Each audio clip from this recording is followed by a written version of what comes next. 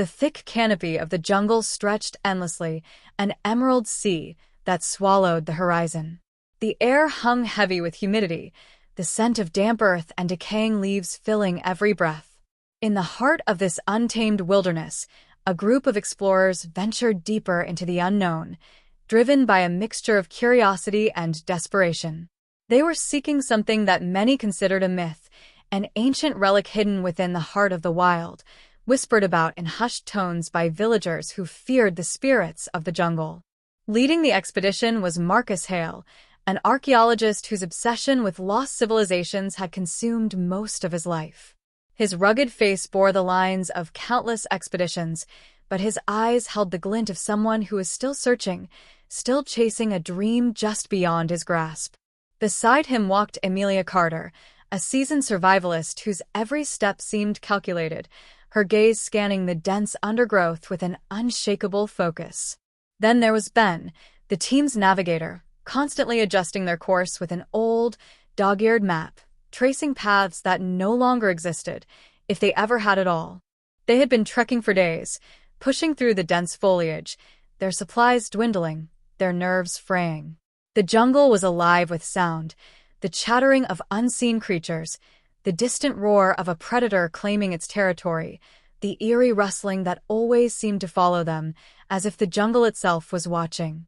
At night, they huddled around a flickering fire, sharing whispered conversations about what lay ahead and what dangers lurked in the shadows beyond the circle of light. On the third day, the jungle revealed its first test. A torrential downpour descended without warning, turning the ground into a thick, slippery mess. They pressed on, their bodies soaked, mud clinging to their boots like a relentless weight. Marcus urged them forward, clutching the faded journal of a long-lost explorer whose cryptic notes hinted at a hidden path through the jungle. The others followed reluctantly, their doubts growing with each step. It was Amelia who first sensed they were being followed. A flicker of movement in the underbrush, the faint rustling that wasn't just the wind. She whispered her concerns to Marcus, but he waved them away, too focused on his goal to acknowledge the warning signs. Then one night Ben disappeared. They woke to find his sleeping bag empty, his pack still there but his footprints leading away into the darkness. The jungle had claimed him, and they could do nothing but press on, their hearts heavy with the weight of uncertainty and fear. As they delved deeper, the jungle seemed to shift around them, the trees growing closer, the paths they had marked vanishing behind them. Strange symbols began appearing on the trees, carvings too deliberate to be natural, yet too ancient to belong to any known tribe.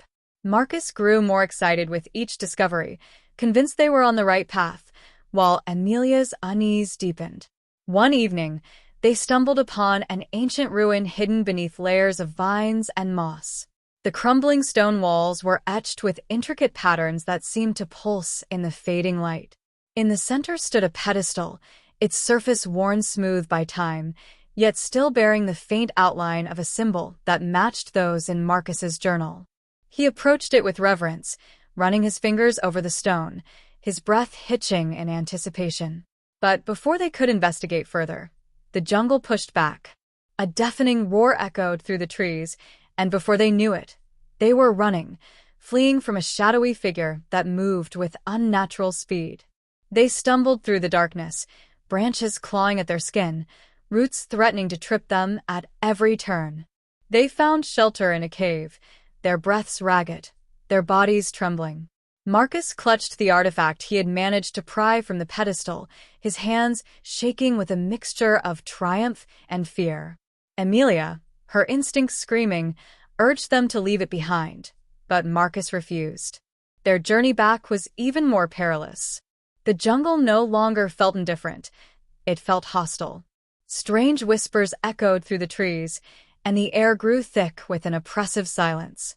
Food ran scarce, and their strength waned. One by one, they fell to exhaustion, sickness, and the relentless pursuit of something unseen.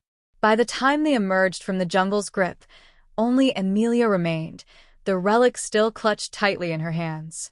She staggered into the village they had set out from weeks ago, her eyes haunted by the things she had seen and the lives that had been lost.